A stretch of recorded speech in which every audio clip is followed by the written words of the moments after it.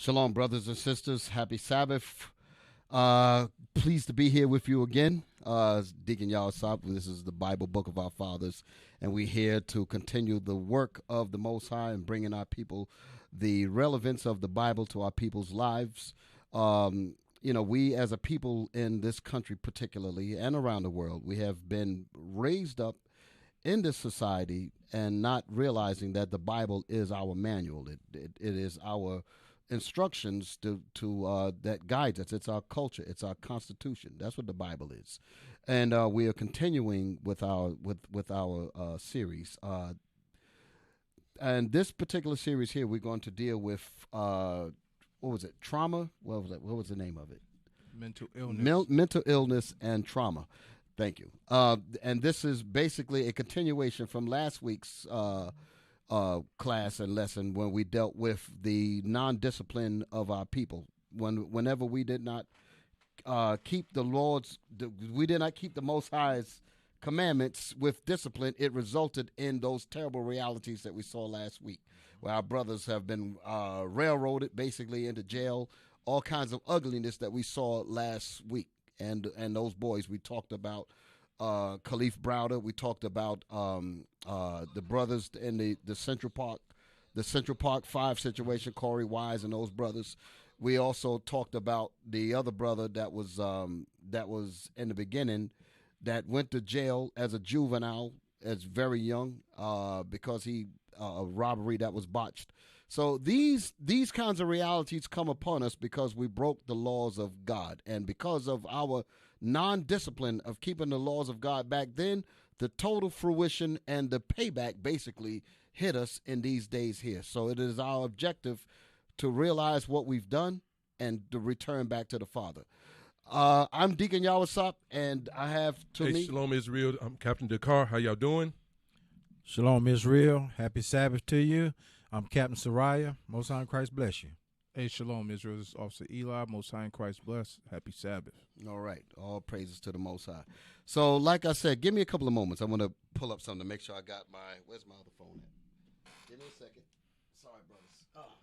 Okay. I just want to get my thoughts together. They're together, but I just want to be in tune to what I want. Again, I want to just reiterate the title to make sure that we got it all in here. The name of today's show is Mental Illness and Trauma for Disobedience. That's it. Because of our disobedience, we are now facing issues of mental illness and trauma because of the terrible realities of what happened to us during the years of chattel slavery in this country. And because of that, it led to a whole bevy of mental illness issues. I particularly wanted to talk about this particular subject is because it is seemed to be taboo, if you will. When it comes to our people, we don't really discuss matters like mental illness and psychological disorders and things like this here.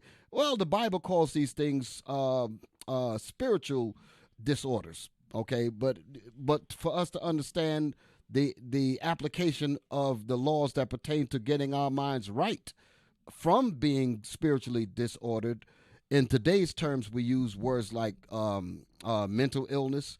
There's other words like ADHD that they throw at us in the classrooms. Our children can't sit still. They're hypertension, all this other kind of stuff that they say about it. But all of that is derived from being being in a spiritual disorder against God. And because we did not keep the laws of God back then, it led us to all of these problems. Okay, so what I'm going to do, I'm going to show you a few videos, but I want to first deal with these definitions, okay? Let's put up what is meant by mental disorder, okay? Now, of course, I guess somewhere along the line, we're going to get some doctors in Israel. It is not mainly to talk about being a doctor so much in Esau's world, but we don't have them, and psychology, when people talk about mental illness and psychologists, that's like a big gray area, so it's like when they talk about psychiatric medicines and stuff like this, it's a gray area because quote unquote there are no absolutes, and you're dealing with thinking, and it's not something that people feel that's tangible. Like if you got a headache, the tangible medicine is taking aspirin and you feel better. If you got heart problems, they got tangible things that you can deal with to literally, quote unquote, cure certain illnesses that you next day you actually feeling better. But when it comes to mental situations, that's like practice. It's giving by chance. So I don't want to necessarily focus on the psychological aspects of it as it pertains to the world. I want to focus on it as it pertains to the Bible, because the Bible deals with these things. Now let's first look at the definition here. Let's pull that up. Let's look at that. Okay, this right here is, now I just got a screenshot, but if we was to actually go to the website, you get a little bit more information on it. But I'm going to read it. It says, it's a mental illness, the definition. A mental disorder is, is this the one I wanted? Yeah. A mental disorder is called a mental illness or psychiatric disorder. It is a behavioral or mental pattern that causes significant distress or impairment of personal functioning. Mental disorders are usually defined by a combination of how a person behaves, feels, perceives, or thinks. Let's stop right there. We're talking about a people. There's a book. I should have bought this book. There's a book that is called "They Stole It, but You Ought to but You Need to Return It." It's America. How did it go? America stole it. They stole it, but you have to. It's a Black America. They stole it, but you must return it. It's written by a brother named William Wright, I believe. It's one of the books. I wish I'd have bought it with me. I could have put the thing up on the screen. But he makes the point about black people in this country, meaning the Israelites that have went through the condition of slavery. And they make the point by saying that we are a miracle. For any people to have endured the mental cruelty, the physical rape, robbery, the burnings, the lynchings, the having a family split up, all of the kind of things that we suffered in this country, the Willie Lynch practices that was thrusted upon us by white America, and for us to survive that experience with any semblance of sanity at all is a miracle. The words that I want to key in on is that we survived it with our sanity, because those things are designed to drive us insane. When you come to realize that your fathers have been split up, that your family, you don't have, we're sitting at this table and we don't know, we go back 1 or 2 generations and that's about it. We could be bloodline, well, we are bloodline related, deep line, but we don't know we don't know the connections of our bloodlines. Okay, that's trauma, that we don't know these things. Our women are traumatized. Our men are traumatized. Our children are traumatized. Children growing up because of the traumas that we've endured over these years, and even in our regular personal lives, we've experienced levels of trauma that causes us to not be able to properly deal with our own children. That causes us not to be able to properly deal with our wives and husbands and so forth. We got a lot of baggage and a lot of evils that happen to us that cause us not to think properly. Where we cannot properly love one another. We cannot properly love our sisters, love our brothers, love our wives, love our husbands, because we have so much psychological damage that has happened to us over these years. Okay, so that's why I wanted to correlate that with what we're reading. Because many people think about mental illness and think it's somebody that, that kind of craziness. No, the mental illness is talking about how our behaviors have been modified. That was another word. Our behavior has been modified to become Negroes. That's why you'll hear me say, if those of you that know me, I would make the point that the Negro was made in America because we've been modified into a whole new people. That's not who we are. So that's the reason why the Bible is important. It brings us back to who we are. So that's the connection about the Bible being the book of our fathers. So again, I want to just deal with this definition on the screen. Put it back up there, please. It says, a mental disorder is also called mental illness or psychiatric disorder. Disorder, meaning the inability to be human, to act like a proper human being. There's certain things about being a human being that's supposed to be naturally in every people. But we have been turned inside out, upside down, backwards and forwards, and we have not connected with our proper base yet. So these different disorders that we have is going to naturally be a part of our existence. But we don't talk about it. We don't talk about it. And that's the reason why I made the point about what that brother said in that book, that we are a miracle because all of us are supposed to be crazy. Give me that in Daniel. Give me Daniel. Daniel 9 and 11, I think it is. Daniel 9 and 11. Brothers and sisters, my brothers and my sisters, let us take heed to the lesson. Daniel chapter 9, verse 11. Mm-hmm. Yea, all Israel has transgressed thy law. All Israel have transgressed the laws of God, meaning we disobeyed. That's the reason why we're in this mess right now. Come on. Even by departing, that they might not obey thy voice. That we might not obey the voice, the commandments of God. Come on.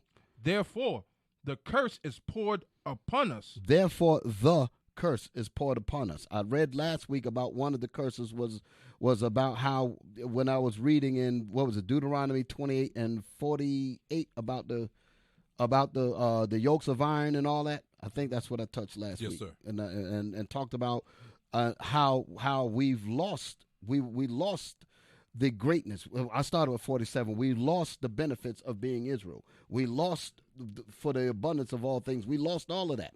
And therefore, a yoke of iron was put upon our necks till we were destroyed mentally. Now to take the chains off because we've been made into Negroes, basically. Okay? So read on, officer, please. And the oath that is written in the law of Moses. So the oath that was written in the law of Moses is Deuteronomy, the 28th chapter, those curses. Read. The servant of God, because we have sinned against him. Because we did not keep the discipline. That's why I entitled the class last week that. And because of we did not keep that discipline last week, now we're suffering from spiritual disorder, what people call mental illness, and we're also suffering from trauma. Our people are literally traumatized, and we're going to talk about that. Read. Verse 12. And he hath confirmed his words, which he has spake against us, and spake against our judges that judged us, by bringing upon us a great evil. A great evil is mental illness. A great evil is being crazy. A great evil is madness. We're going to read that verse because this is what the Most High is talking about. But we have to get to a level where we can discuss these things, and because once we realize that we're sick, then we'll know how to go into the Bible and get the medicine to heal us. But if it's somewhat of a taboo subject where we don't talk about it, we will never properly address it. And a lot of people are crazy. Okay? And I don't mean this in a bad way. I mean looking at the reality. Our people go to school, go to the school systems, and I mean we're made to be crazy. Like I talked about last week. Our young children go to the school system and they're basically going into a learning environment that look like a damn prison. They look like a jail. What is that? What is the message that they're being taught? They're being taught that they are wolf pack. They're being taught that they are animals that deserve to be locked up in cages. That's what we looked at last week. After a while, that type of psychology will begin to rest on all of us. When we turn on the television, that's what we see. When we go to the movies, that's what we see. When we open up history books, we don't see nothing positive about ourselves. So we begin to adapt to that way of viewing ourselves, and that's what I'm talking about here. Let me read the rest of that. It says, for under the whole heaven have not been done as has been done unto Jerusalem. For under the whole heaven has not the damage been done to any other nation that has been done to us. So that goes back to what that brother was saying, that no other people have suffered the brutality and the rape and the burnings and the lynching and the families being split up and raped and murdered. Nobody else experienced that like we did. Okay, so that's why the Most High is telling us who these people are. That's the Israelites that went through this. So now let me turn your attention back to this thing here, and we're gonna deal with some more. Go back to my definition here. Okay, it says mental illness or psychiatric disorder is a behavioral.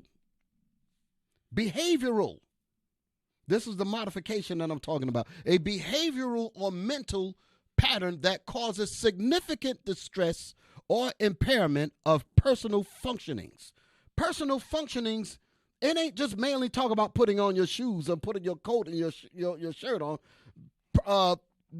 Personal functionings, meaning knowing how to deal with your brothers, knowing how to deal with your wife, knowing how to deal with your children. Those are functions that we're supposed to be able to properly deal with. And when we don't have that, they label us dysfunctional because our families are dysfunctional because of all of these terrible things that we're reading about. So it says mental disorders are usually defined by a combination of how a person behaves and feels, meaning behaves and feel about their own selves, perceive how they perceive themselves, and how we think about ourselves. When you got men, scholars among us that's writing books like Carter G. Woodson, writing a book entitled The Miseducation of the Negro, that's talking about how we perceive ourselves because we've been indoctrinated to hate ourselves. We've been indoctrinated to look at ourselves in a servitude posture, to look at ourselves as not quite good enough. And that begins to have an effect, a reciprocal effect on how we deal with ourselves and how we deal with everybody else. Okay? Now, give me Deuteronomy 28, verse 28 and 29. Deuteronomy chapter 28, verse 28. We're going to read mental illness out the Bible. Deuteronomy chapter 28, verse 28. Mm-hmm. The Lord shall smite thee with madness. The Lord shall smite the Israelites. That's one of the curses that was written in the law of Moses. The oath that the Most High said. He said that he will smite us with madness, craziness. And why did that happen? Because we broke God's laws and we did not keep the discipline in making sure that it was that we should have understood the importance of making sure that no part of the law starts to get trivialized and broken down. Because as one law breaks down, then other laws begin to break down. And that's the reason why our whole society, the black community, the Israelite community, Hispanics, and the Native American Indians, the Israelites that the Bible speaks of, our communities are in trouble. The so-called white man is used to bring on the evil, but we caused it. That's the point, because we didn't keep that discipline. So this is one of those results, what we're looking at here. All right, go to my next clip, okay? This is how we feel about ourselves with this spiritual disorder. Give me the next one. What it says here. I think does it say the same thing? Because does that slide up? Yeah. Okay. Let me see what I got there. Move it over. A mental disorder. So it's breaking down mental disorder is also called a mental illness, psychiatric disorder is a behavioral mental patterns that cause significant okay, this is what we read earlier. Such features may be persistent, relapsing, remitting. You wonder what, like for instance, some of our women, they get into, I'll use this here because I wasn't going to mention this in this particular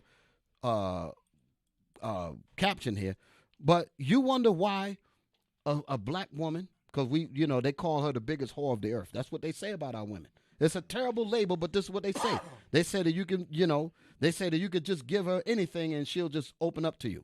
Well, look at it this way here. When you've had centuries of rape, you've had centuries of you not being able to be with the husband that you and your spouse wanted to be. In other words, the so-called white man, the so-called white master, slave master would come in and say, I don't want you with so-and-so. I'm going to take you out of his bed and put you with somewhere else. So that meant the sister had no care of her body at all. That's a level of trauma. And we think that ended with the so-called emancipation. Are you kidding me? What kind of restitution did we get for all those years of damage? 300 some odd years of complete horror and damage that happened to us in those slave fields and up underneath that physical tyranny. You think that stuff is just going to leave when we was given no therapy? Check it out. We was given no therapy, no land, no housing, no nothing. He just go be free. And the black woman basically was just hurled out to anybody. They brought men from other plantations to lay down with this woman to produce a buck. So she's got no care of her body. So you wonder why our sisters have this kind of thinking about themselves now? It's because of the damage that was done. And so it ain't our sister's fault. It is the fault because the leaders back then did not adhere to keep God's commandments, and all of these curses fell upon us as a result of that thing. So now we are at the point now where we are dealing with it right in our faces. And the question is, what you gonna do? What you gonna do? What are men gonna do? I say this often. If we as men don't fix the problems, how the hell they gonna get fixed? Ain't nothing just gonna come down and fix them. We as men have to find a way to fix our problems. That's a man's job. If you're going to wear the badge of a man, you have to put on that man's jacket and do what men do. You see problems in your nation, you as a man, you fix that. You see issues with your family, you as a man, you fix that. You don't pass the buck. Put your manhood back on and fix your nation. And God has given us the blueprint on how to do it. What is this blueprint? The Bible, the book of our fathers, brothers and sisters. That's what we have to do. That's right. Okay, that's what we have to do. So like I said, such features may be persistent, relapsing, meaning that a remitting or occur as a single episode. They're saying it could be either way. These things are the result of being traumatized. Okay, it says many disorders have been described with signs and symptoms that vary widely between specific orders. Okay, that's enough of that. I've done enough of this definition stuff. Let's start to get into some of these videos because I want you to see. I want to let you to hear. I forget the sister's name, but I remember her face. I got the video up, but we're gonna play her video. We're gonna play her video. She talks about mental illness. I want you to hear what she says. I'm gonna play a good part of her video, but I want you to hear what she says. Go ahead. No, not this. Come on, brothers. The first video. The first video that I put up there. The first video. Bear with me, brothers. What's the sister's name? Come on up. Right there. They just passed it. That one right there. Yes, sir. Yes. What's her name? Taraji P. Henson. Okay, y'all. I said the name. Everybody know who she is. All right. Let's see what. Let's hear what she has to say. Oh, that's an ad. Okay, let that go by. Okay, yeah, they always throw the ads in there. Okay, let's get the beginning of her. Let us all pay attention and listen to what she brings out. I think she brings out some heavy points. Let us get in it. Disturbing in our community, the African American community, is that we can talk about a thyroid, we can talk about cancer, breast cancer, AIDS even, but we won't deal with the mental, and that's an issue.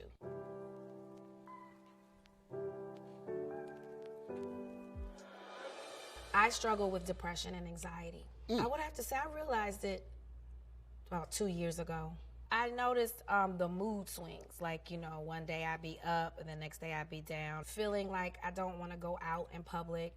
Almost agoraphobic. Like, too much to deal with. Feeling really awkward in my skin.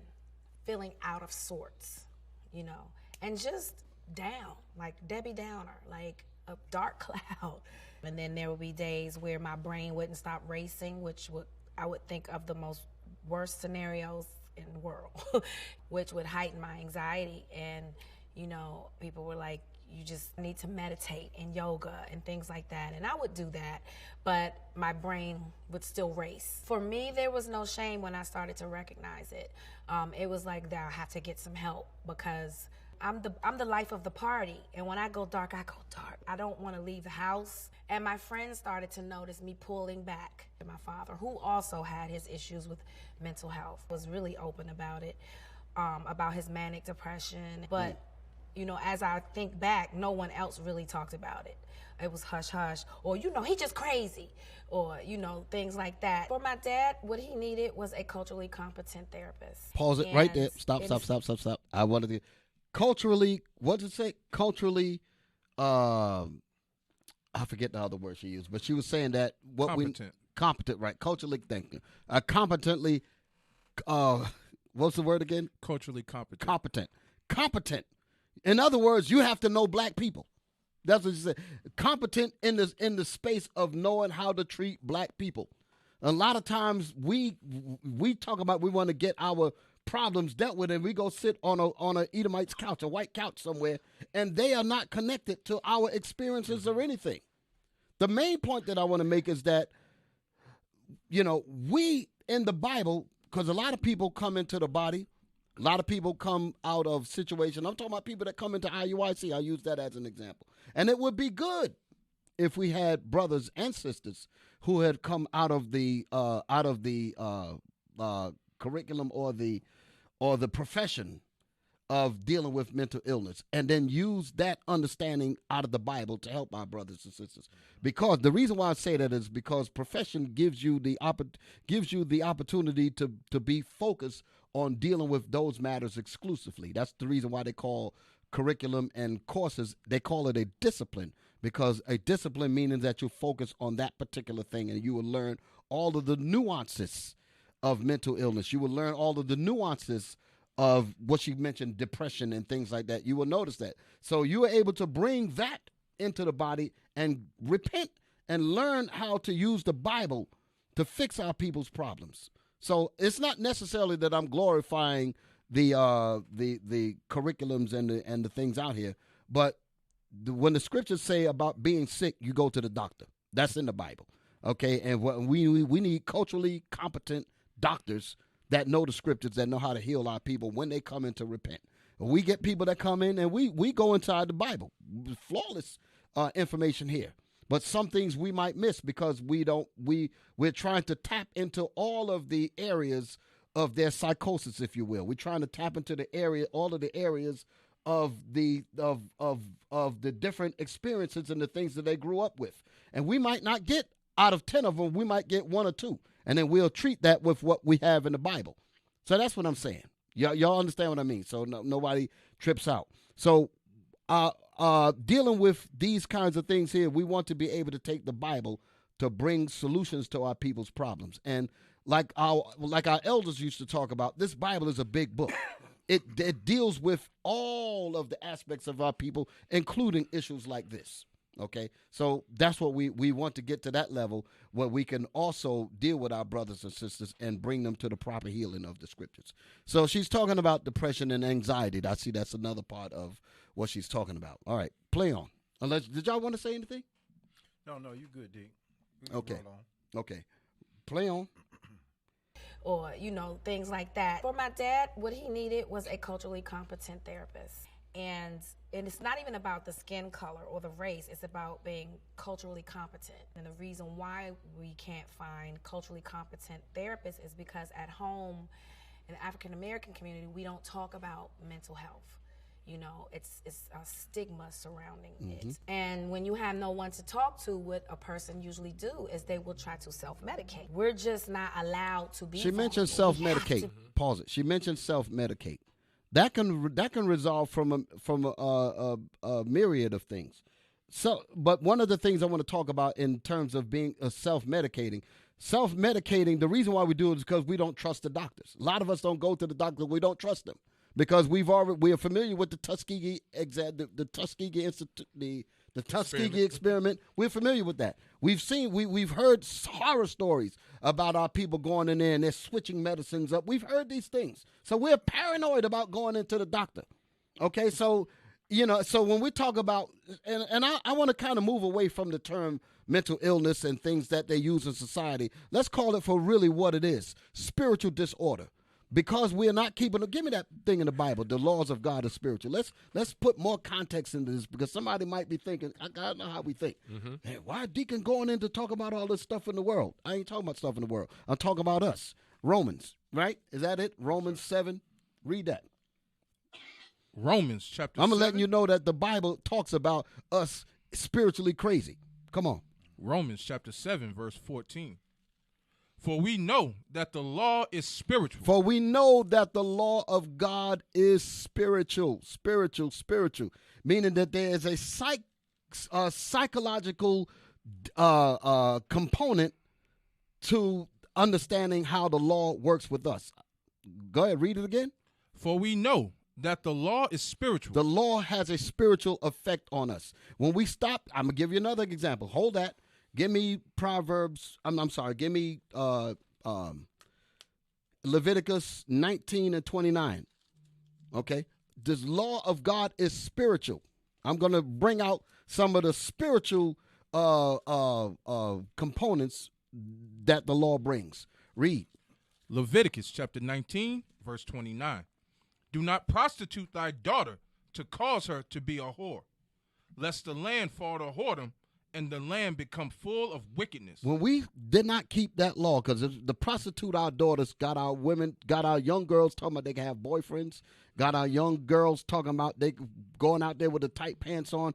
When you dress, give me Deuteronomy 22:5 to go along with that. 22:5 to parallel what we just read there. Causing our daughters to prostitute our daughters. Once you do that, you're basically saying that it is okay for her to just go sleep with anybody. Well, the result from that, meaning because the law of God is broken, there's a spiritual consequence that comes from that, meaning a mental consequence when we begin to justify wicked behavior. And the consequences of that is what destroys it. That's the reason why it says, and the land become full of whoredom, meaning the land is destroyed because the laws of God are violated. Here's another aspect of spiritual, of how the law is spiritual. Read. Deuteronomy chapter 22, verse 5. The woman shall not wear that which pertaineth unto a man. We broke that law, and we're breaking that now. The woman shall not put on pants. That's what the scriptures say. The woman shall not wear that which pertaineth, meaning belongs to a man. The things that belong to a man that does not belong to a woman is pants. Go ahead. Neither shall a man put on a woman's garment. And the things that and the thing that pertains to a woman is a dress. Man ain't supposed to put a dress on. Go ahead. For all that do so are an abomination unto the Lord thy God. So if God sees it as an abomination for us to do that or cross-dress, then the God is also going to apply the consequence to that thing. And then you have the spiritual disorderness because of that. So we didn't take it seriously. When the spiritual disorder came, we just figured that it was just, okay, I'm just putting on a dress, you putting on pants as a woman. And we just have, we think nothing else about it. But then attitudes begin to change. Mm-hmm. Attitudes begin to change because as a man thinketh, so is he. So if you're putting on a dress, your thoughts are going to be about being a woman. If a woman is putting on pants, her thoughts is going to be about being a man.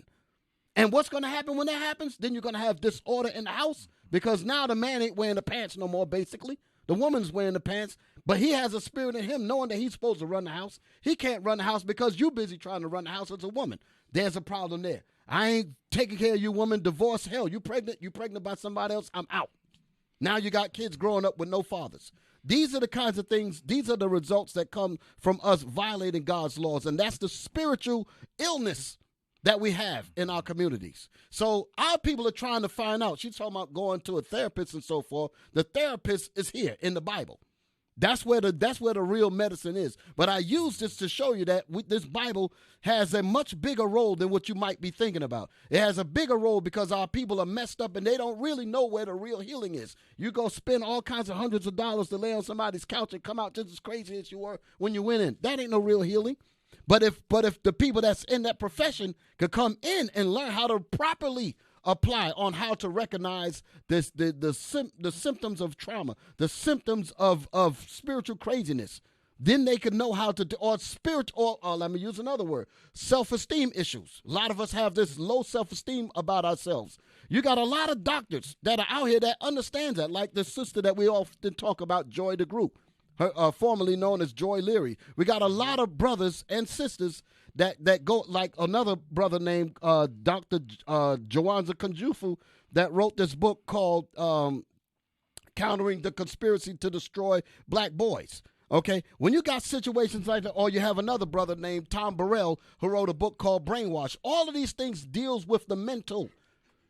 Carter G. Woodson, the miseducation of the Negro, meaning his mind was turned upside down to think in favor of others and not for himself. These are the spiritual terrible things that has happened to us, and we need physicians of the Bible that know how to fix our people. So these matters should not be taboo. That's the point I'm bringing up. They should not be taboo. There's something that we need to talk about because these are real situations that's causing real problems in our nation. And why all of this happened? Because we broke the laws of God in the beginning. That's the point. Go ahead. Is there more in that? Let's play a little bit more in that video. But y'all should check these videos out, okay? Go ahead. is they will try to self-medicate. We're just not allowed to be vulnerable. We have to be strong all the time. This is 400 years of damage, 400 years of trauma that we have not dealt with. And the way we deal with it is be strong. Put on a strong face. Nothing's wrong with you. You don't have mental health. You're not gay. You're not allowed to be human. That's a lie. Right. Let me mention something. I ain't talking about, well, let me just deal with what I want to deal with. She mentions about the strong, you are strong. A lot of times we tell the black woman, you be the strong black woman. Right. The strong black woman. And a lot of our women might want to hear that because it gives them, but I'm going to be honest, it gives them a false sense of power. But what it also does, it basically says that she's okay. It basically says that she doesn't have any problems. And when you do that, you ignore the real problem, because if you're not sick, you're not going to look for medicine. If you're not in trouble, you're not going to look for help. So if you're being told that you got it on lock, you got it all solved, you got it all, and in reality, inside you're hurting like hell, and you're fooling yourself. You're fooling yourself. Okay, so I think that's to tell the woman that it's a disservice. I understand the reasons why we would say things like that, because we're trying to uplift our women from the damage that has been done over the years. But that's the wrong medicine. By telling her, you got it, sister, you strong, you this and that. And again, I understand the point where the brothers are trying to get to. But at the same time, what I would say, if in telling our sisters to be strong and all of that, understand that, but still get your mind right. We're supposed to accept the good compliments, if you will, but at the same time, find a way to compensate for the problems that we have. Find a way to go into the Bible and fix the parts of us that's broken. That's my point. But when we believe that we are superwoman and super this and super that, then we won't look for any kind of medicine at all. And by you thinking that, our whole nation is going down. So I think it's a disservice to tell our people that we got it, because we didn't got it. We're trying to get it, but we ain't got it yet. Okay, y'all want to say something? Yeah, you make me think I know about. I did a whole lot of talking, so y'all go ahead and get into this thing. In our repenting, coming back, like you said, we got to come to the place where we go before the Lord. Also, Eli, help me with Psalms 107. I want 19 and 20, because when we come back to the Lord, we have those issues and we have those problems, and so we do have to. She was saying something about self-medication. But there are problems. We sit there and adjust things. We say, oh, he's like that. That's just the way he is. But that's the condition he's dealing with. But read that, Officer Eli. Psalms chapter 107, verse 19. Then they cry unto the Lord in That's their what trouble. we must do. We should come back now, and this is our opportunity to cry unto the Lord in our trouble, in our sickness, and asking the Lord to help restore us as the people that we ought to be. Read on. And he saved them out of their distresses. And that's what we're dealing with. A lot of distresses in our neighborhood. A lot of those things are in our families. A lot of these things are in our marriages. We just have to identify them. Like Deke said, you can look and you find one or two, but we need people who can come here and look and see some of the conditions of our people and try to heal our people. But what does the Bible say how we're going to get our healing? Read on. He sent his word. So now we have the word of God that we have to depend on. This is going to heal us. This is going to help us. It's going to take us to our place of going through a place of recovery. Read on. And healed them. That's where the healing is going to come from. It's going to come from the word of God. That's what we need. We need this word of God to heal our people from the conditions, like she said, for 400 years of this condition. What's going to heal us? Read that from the top again, verse 20. He sent his word and healed them. Read on. And delivered them from their destruction. And that's the point. The Most High is wanting to heal us and get our minds right before that day of destruction comes. And with this word, this is going to be our healing. This is going to be our medicine. This is how we're going to medicate right here. Exactly. And that's the point. Right. Go ahead. Y'all got something? Well, I did want to say, just kind of meditating back, even as being a little boy, a lot of times as a little boy, we even question our thoughts then, of trying to find out who and what we are, or why do I think that way, or why do I do this? And you have people say, oh, you're going to be just like your daddy or somebody, right. Or you're looking for positive influence, but you see so much negative influence around you that it shapes and forms your mind to accepting certain things that you really shouldn't accept, right. So I think it's very, very vital too, Deke, when you brought out Deuteronomy 28 and 28 about the madness. Right. Just right quick, give me your First Chronicles. Mm-hmm. First Chronicles 28 and 9. Because what I realized, even listening to this, listen to what name, to Taraja P. Henson, you know, that didn't just start overnight or 5 years with her or 10 years with her. A lot of these things have started when we was little kids, young kids growing up. I know for myself, because even now, me and Captain Carl always say, man, I'm still trying to get my mind right. Ain't that what we say, Cap? You know, Bring it out. we're trying to get our mind right. So we all are sick in some form or some matter, you know, in the way we think about certain things, the way we view certain things, or trying to get an understanding of the way we should be, because our mind is not there yet. You see what I'm saying? Just read that right quick. First Chronicles chapter 28, verse 9. And thou, Solomon my son, know thou the God of thy father, and serve him with a perfect heart. And serve him with a perfect heart. We're not there yet. We're not serving God with a perfect heart yet, meaning the mind. But read on.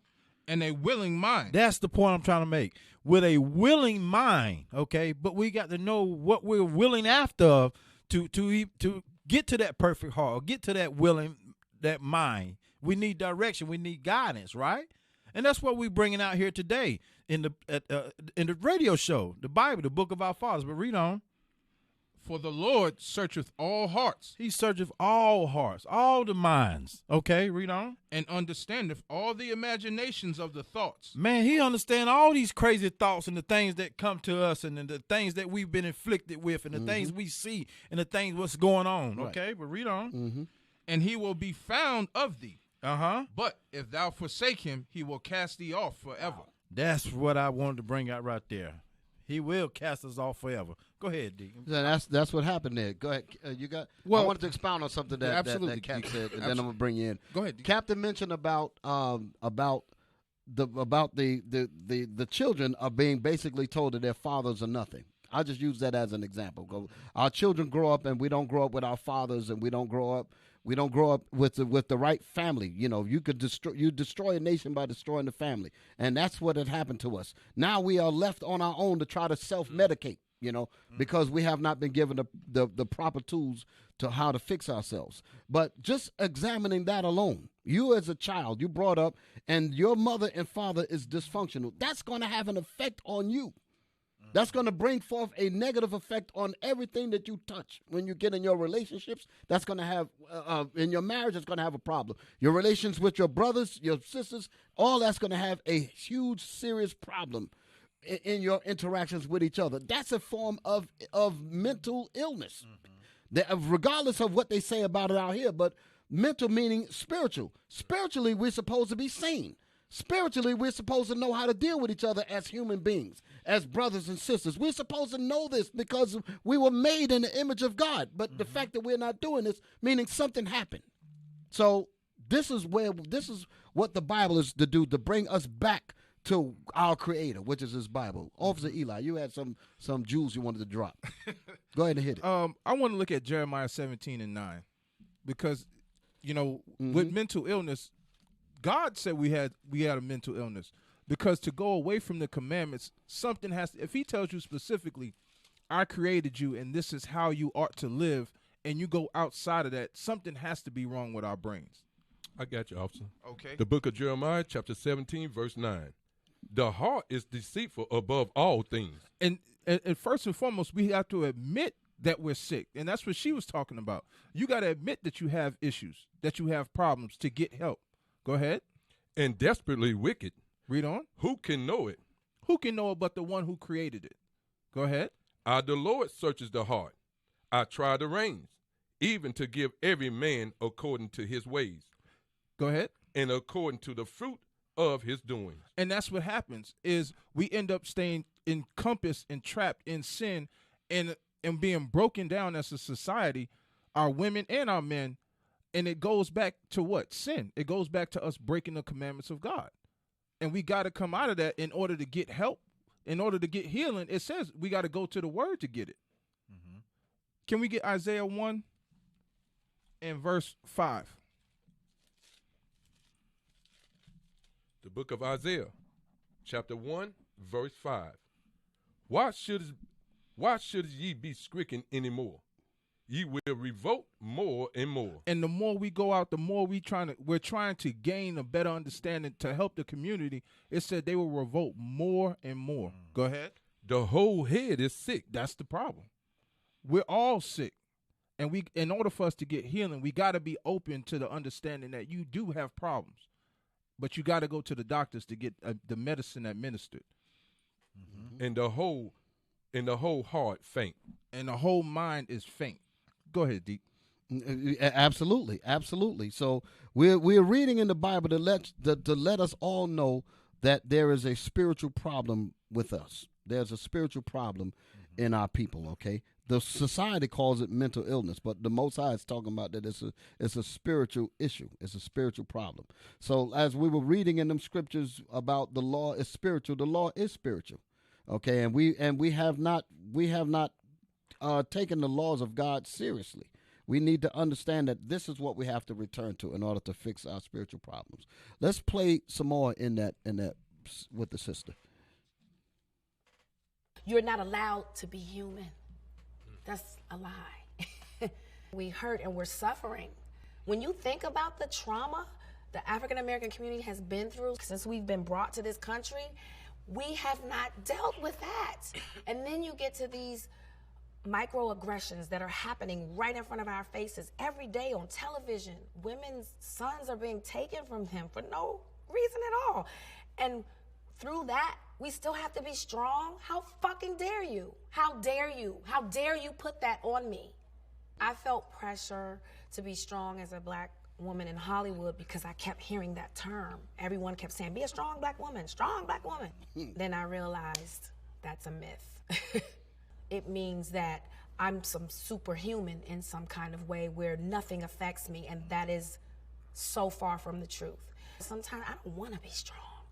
Sometimes the weight is just too much, you know, and to put on that facade like you're strong all the time, that's exactly what it is, a facade. That's Pause whack. it right You there. have to Pause be it right human. there. Pause it right there. Yeah. What she just said, she just outlined what I was trying to say earlier. Right. Because whenever if the woman is so, because in her mind and in her spirit, she really wants to cry out, and she's supposed to be able to cry out to her man.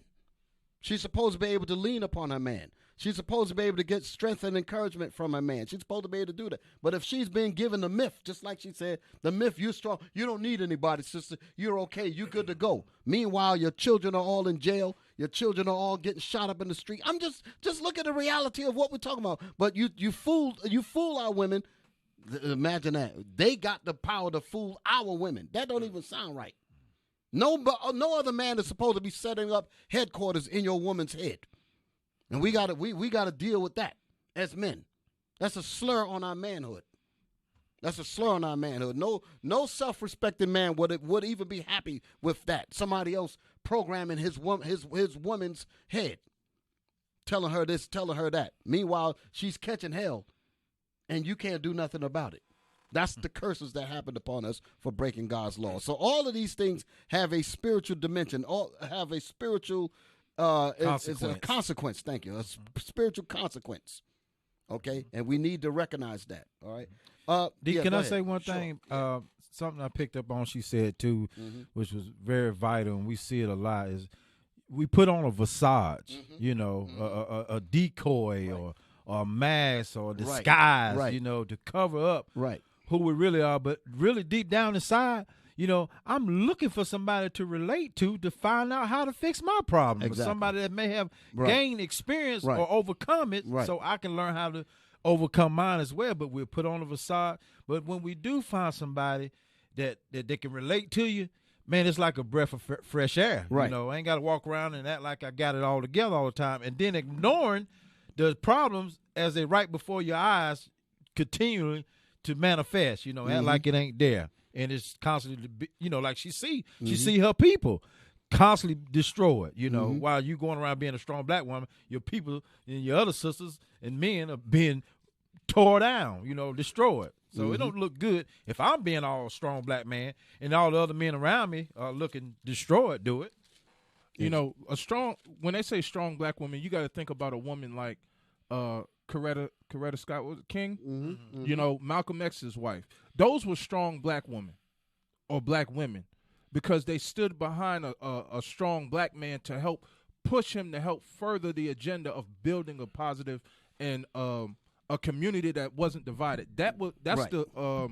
What I see. That's what I would call a strong black woman. Right. It's good that you said that because the connotation of giving our sisters the strong black woman, meaning that she's strong and independent of her man. Right. That's what they push out here. They say you're strong and you're independent. You don't need the black man. But you gave some examples like Coretta Scott King and different wives that was of these real brothers. They were strong black women because they recognized the strength and they reverenced their men.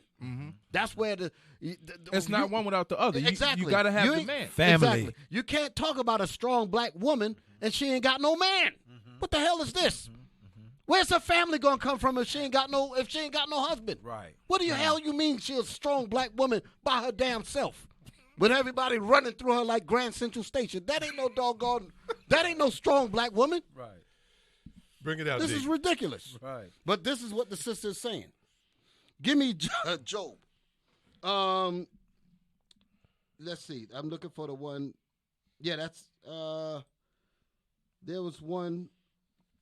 Read Job 8:8. There was one that I'm looking for too. I gotta find. There's another one. Job 8:8, and there's another one that says. Well, let's read that first. Job chapter 8, verse 8.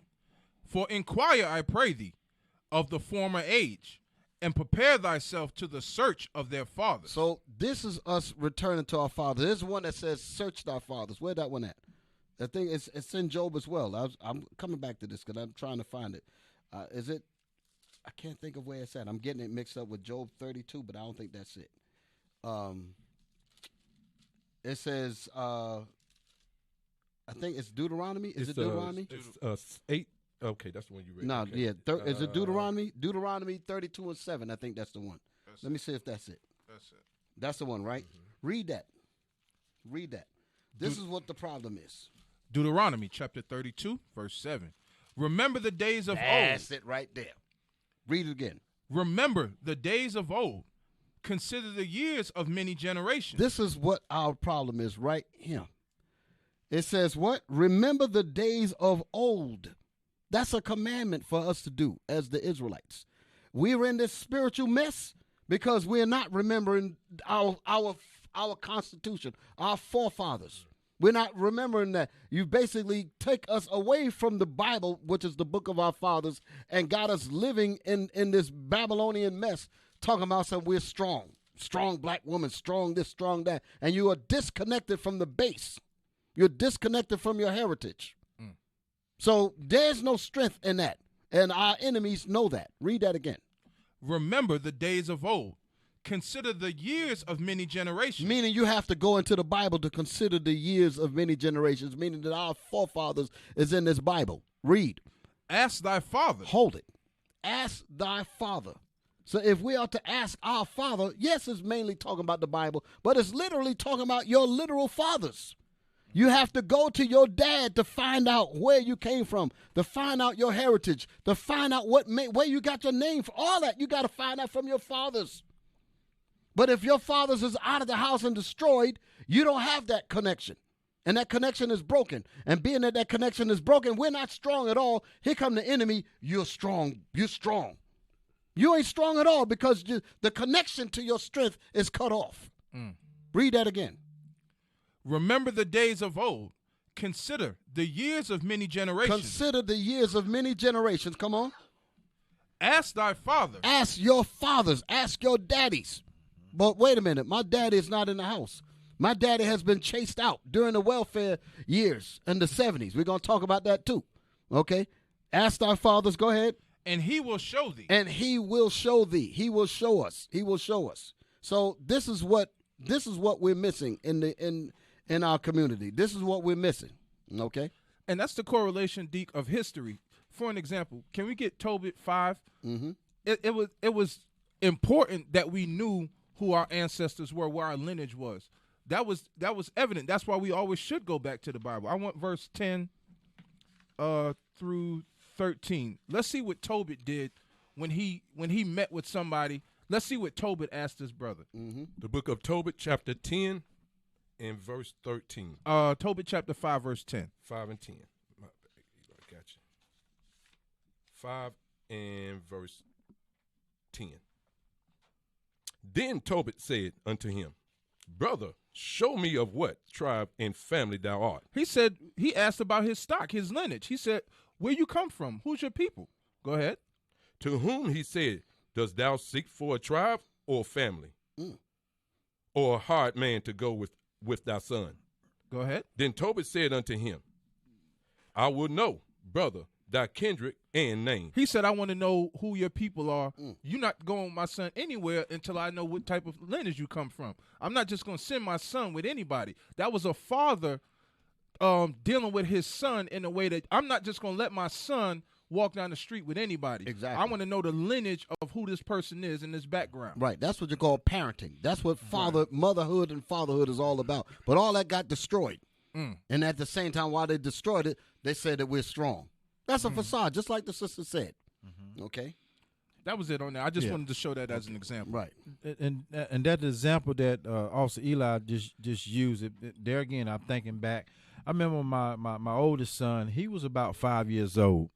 And I was sitting on the porch, and him being a little young boy, he looked at me and said, Daddy, tell me about when you was a little boy.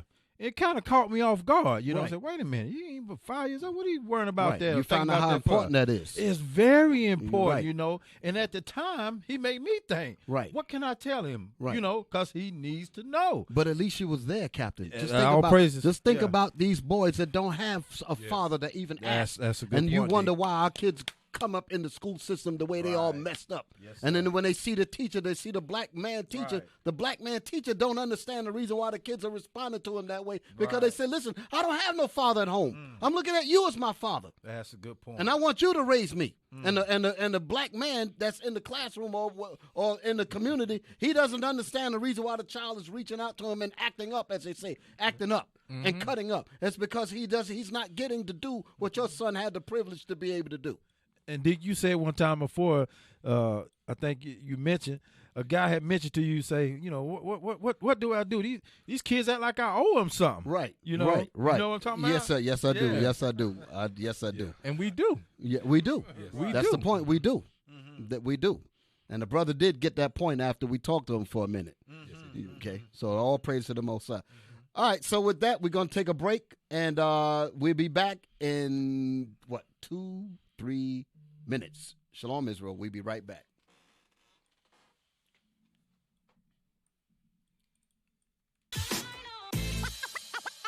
Shalom, Israel. Shalom. Most High in Christ bless. This is Officer Nehemiah. Just wanted to let you know, as you know by now, that the Passover is in Charlotte, North Carolina this year. And we look forward to having a great Passover, rehearsing the righteous acts in Charlotte, North Carolina. We want you all to get out there, get registered immediately. Get registered for Passover 2020.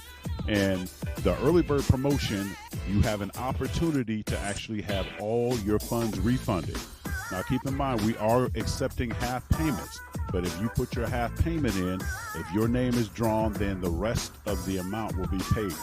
But if you put in the full amount for your registration and your name is drawn, the full amount will be refunded to you, and you will gain access to the Passover for free.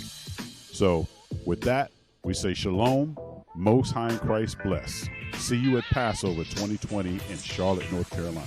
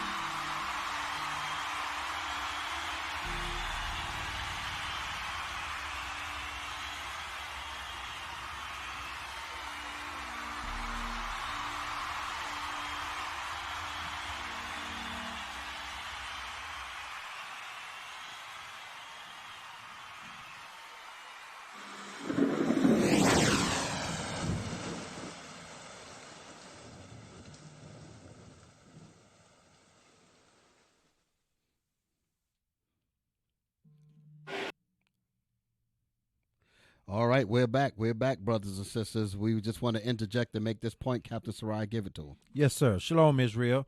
Understand, before we go forward, that we are not affiliated with any other Israelite groups. Israel United in Christ is a nonviolent, Bible-based movement. We do not advocate or condone any acts of violence against any race, ethnicity, or gender. We advise that if any hears or knows of any plots to cause harm to anyone or to break the laws of the land, you must contact the proper authorities to bring awareness to any possible threat, as stated in Leviticus 5:1.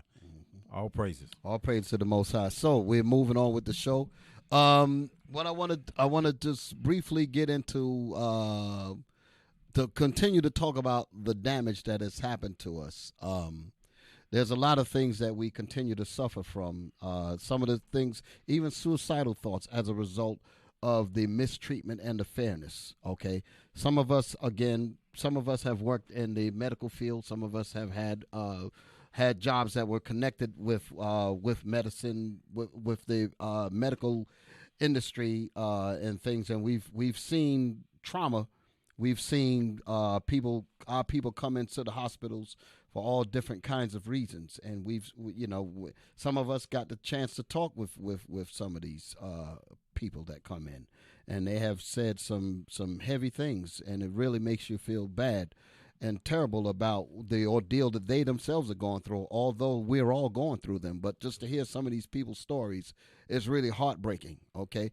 A lot of the people come into the hospitals on what they call suicidal watches and things like this.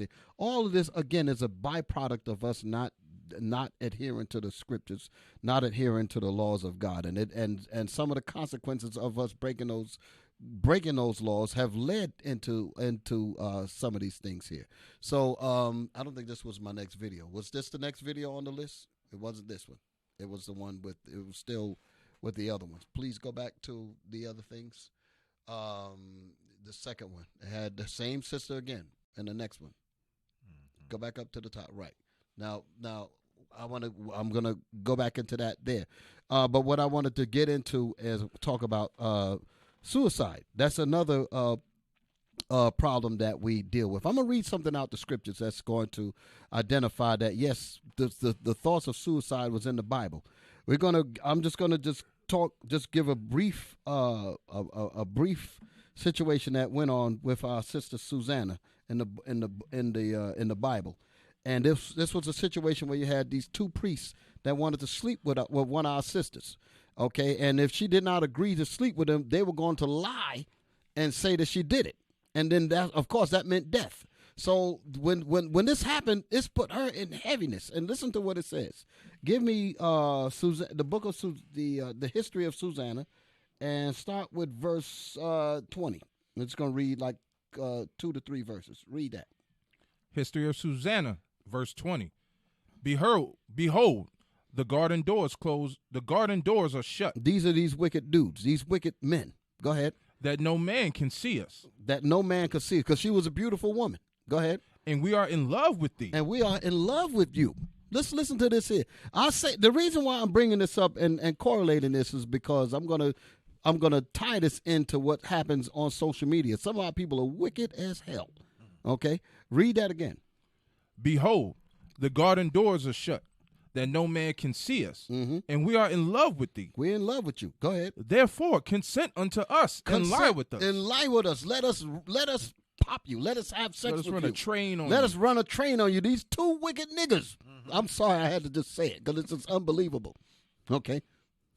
Nookers. Let me say that and clean that up a little bit. These two wicked nookers. Read.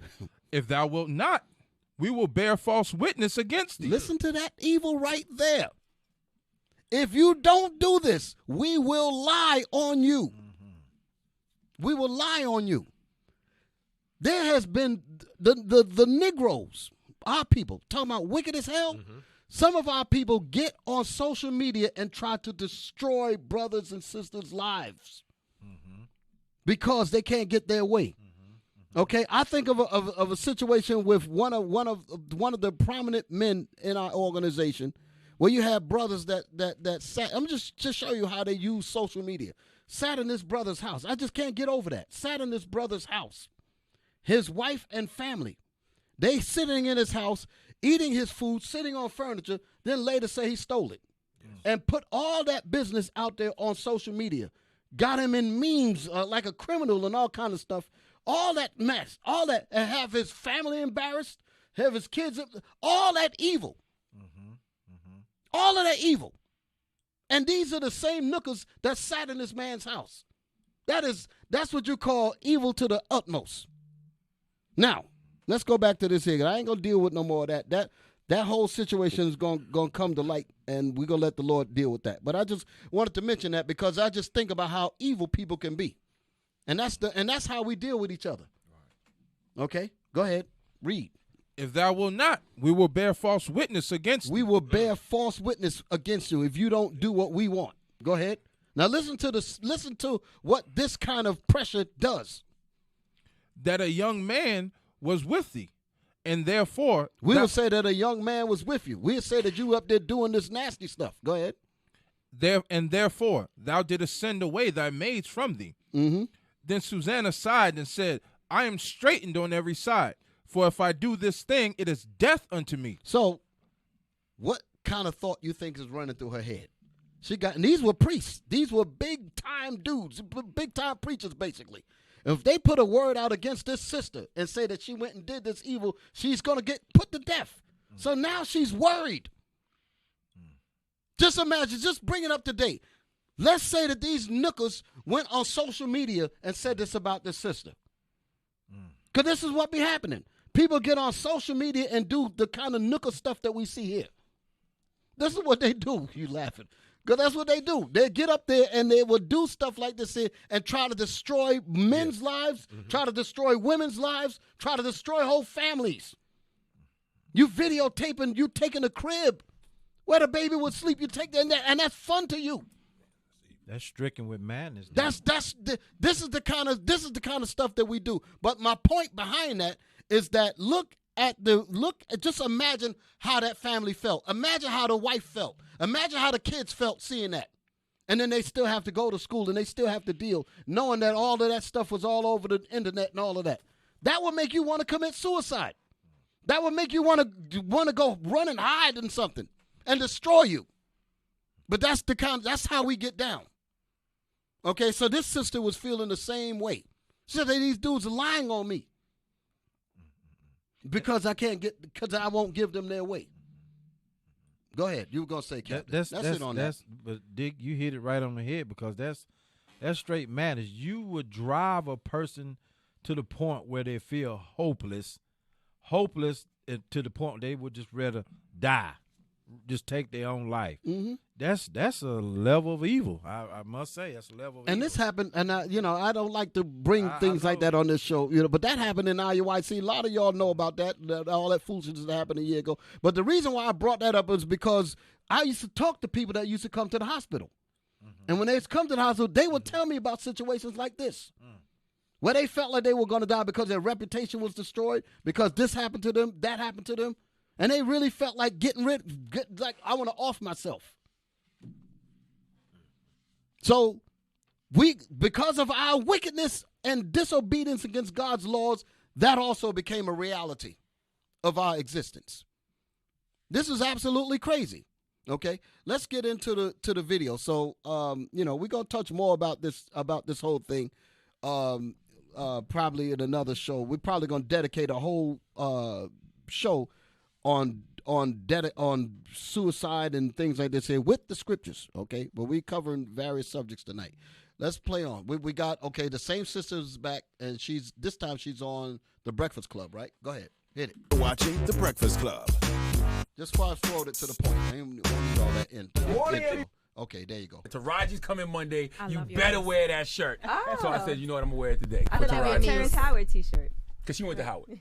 You thought it was a Terrence Howard t-shirt? She didn't think that. She didn't think that. Okay, let's get into it. Now, let's talk about mental health for a little bit. Okay, here we go. First of all, can I just say I'm proud of you? Thank you. I really am, because brothers have it the hardest, and it's so incredible to see how you have put the shame away, and you've stepped up. You're a soldier, and I love you for it. I really do. We're damaged people, and we got to go work on that damage. Talk about it. Yeah. Talk about it. We're predisposed, so we're predisposed to depression. Look at the history. I mean, it's that simple. Turn on the TV. That's PTSD right there. I don't care what color you are. But in our community, we don't talk about it, and that's an issue. My son's father was murdered when he was 9. My father died 2 years later on me in the room. I saw the last look. I felt his body go cold. That's traumatic. Those are things you can't pray away. And for so long, we've been told, oh, just pray it away. Jesus going to take all your problems away. It's not that simple. Now, let me pause there, because I don't want people to misunderstand praying it away is what they do in church. When you come inside the truth and you're dealing with the Bible properly, that's not just simply praying it away. We're finding ways to really deal with the emptiness and the pain of what we went through. And that's what the Bible has described in it. Okay, so there's ways to deal with our people when they come through these things. So I just wanted to make the distinction of what she's talking about when she said pray it away, because she's talking about what they do in church, and what Caesar Borgia and all that ain't gonna help you at all. What's gonna help you is the application of God's commandments, and they don't do that in church, although they call themselves praying it away. Go ahead. Weak, or we're demonized when we express our feelings because they've been bottled up for so long. When it was time for me to seek help for myself and my son, couldn't find anybody that looked like us. So now I know my son is going to have issues. He got trust issues. Now I know the rose-colored glasses have come off. I'm not getting treated like my friends are out here in these streets. So who do I go and talk to? Well, when the person on the opposite side of that sofa doesn't look like you, you're not going to tell your truth. So I called my friend, my best friend here, frustrated, because I was like, who can we talk to? Like, I have this pain. My son is not talking. Like, how do we fix this? And looking for a black therapist was like looking for a unicorn. That's real. Yeah. And I said, we have to do something about this. Like, this is not cool. Like, our kids, and these kids now, like my son's generation, they're not having children. You notice that? Yes. They're not having kids, guys, because this world is jacked up. And I wouldn't want to raise another kid in this. With Now, hold it, because I played this thing. Now I'm gonna tell. We can stop this because she got to my point. There was more points in here, but time is running. She said that we get to the point where we don't want to have kids, and some of us might think that, well, that don't really sound like us. We having kids all the time. The psychology behind that is that when our sisters get pregnant, and what they end up doing, because the fathers said that I'm not going to be there, they end up aborting their children.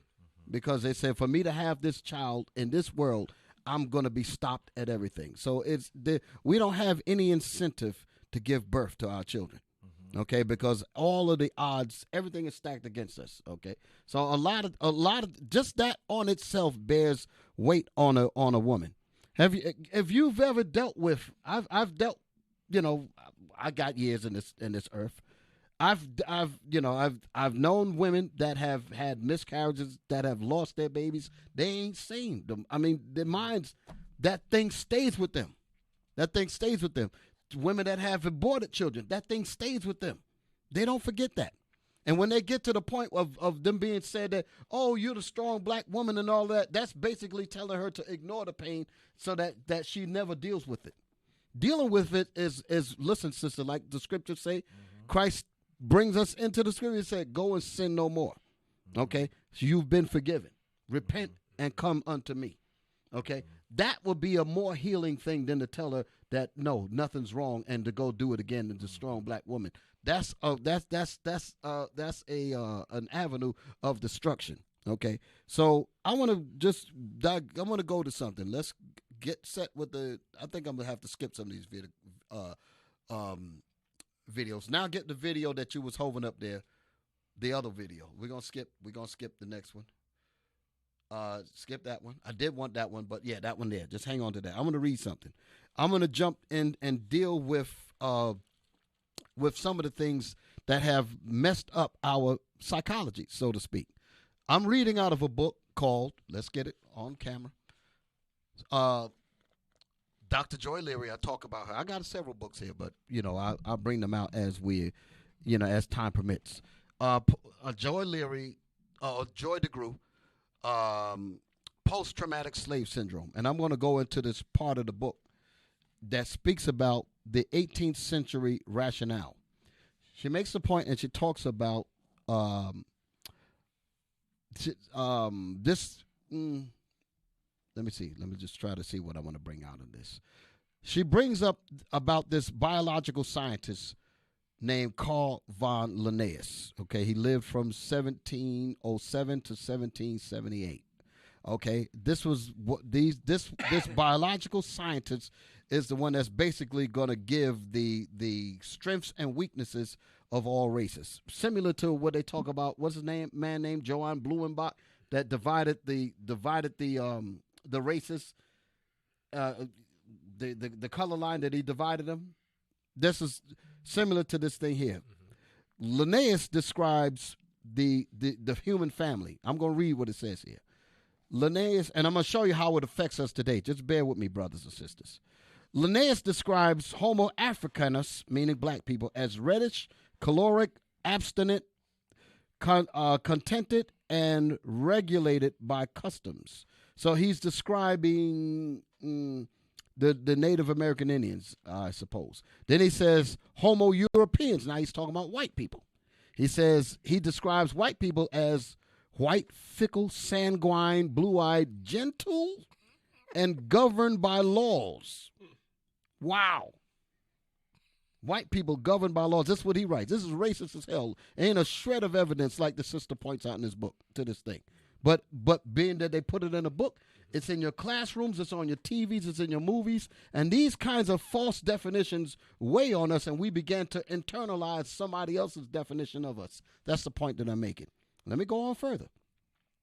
It says now he further describes what he calls Homo Asiaticus as sallow, grave, meaning serious, dignified, avaricious, meaning greedy, and ruled by opinion. And so that's what he says about the Asians. He said that they're dignified, serious. You know how they credit them with being smart, maybe to come up with the Sony TVs and all that. So they grabbed onto that definition. Now listen to what he says about black people. Homo Afro, or African, as black, phlegmatic, cunning, lazy, lustful, careless, and governed by caprice. Governed by caprice, meaning basically we're just emotional. We just move at whim. No kind of thought, no discipline, no nothing. That's what this man says in this book here. That's what he says about us. So basically, being that that's in a book, we've internalized that. That's in our classroom, and we don't expect anything greater than the confines of this definition of us.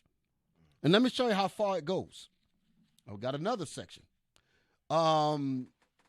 It brings on to this point about vacant esteem. Okay, this is all dealing with the mental. And because of these deficiencies that we have and these things, this causes us to act the way we act. But why did all of this happen? I have to keep reiterating it. Why did all of this happen? Because we broke the laws of God. We did not understand that by us breaking the laws, we didn't immediately feel the pressures. We didn't immediately feel the detriment of breaking God's laws when we did it. We went through all the years, through the kings and all of that, got up to the point of Solomon. Then we started to catch the hell. Okay? And then it got even further after Jerusalem was destroyed in 70 AD. Then the slave ships and all that came later. So all of that is all of the results of all of our breaking the law compounded in these years here to the point of what I just read about how we are viewed and how we internalize our own self-worth. Now, it goes on to say, society contributes to the formation of vacant esteem. That's one of the other things that has happened as a result of us breaking the law. So we also, first of all, we've already subscribed to a negative definition of ourselves. We don't even love ourselves. We don't even cherish ourselves. Right. So it says society also adds to this formation, this formulating of how we feel about ourselves, like the thing about we read about the mental illness, the way we see ourselves, the way we perceive ourselves. They said that there are other ways that reinforces this kind of thinking. It says that the media The media contributes to vacant esteem's formation by frequently displaying African Americans as criminals, as disadvantaged, as academically deficient, and sexually irresponsible. Remember we were talking about the black woman and how they say that she just lays everywhere? And this is because we could not be responsible for our own selves in slavery. So those tenets of inferiority, those tenets of us not having any control of ourselves came down through the generations. And we have not been healed. Those are the psychological problems that are still plaguing us today. Okay? So it says that that that the media puts out the imagery of us being criminals, disadvantaged, academically deficient, and sexually irresponsible. All of these and more serve to influence how African Americans, the Israelites, period, how the Israelites, because I'm going to put that word in there, how African Americans perceive themselves and so impact their assessment of their own self-worth.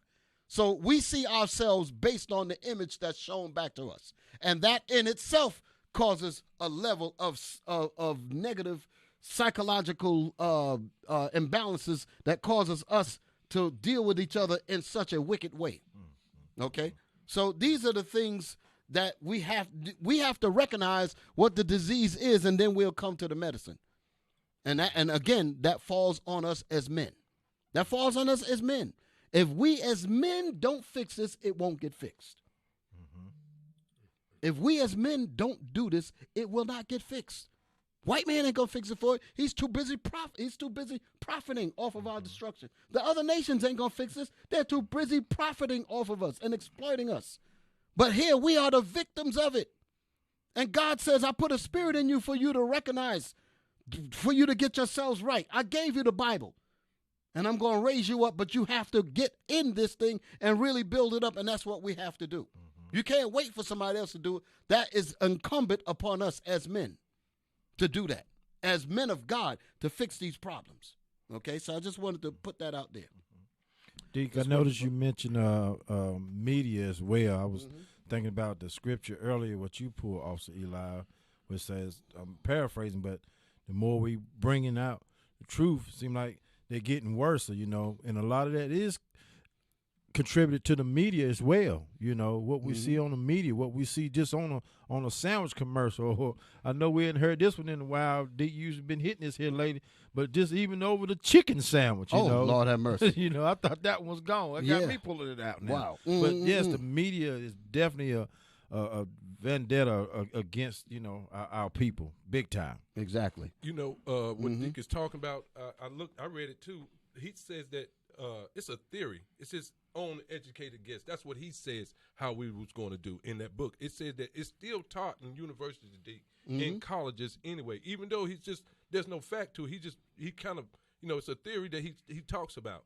But the point I want to talk about is that if it talks about, like, our people need to confess their conditions.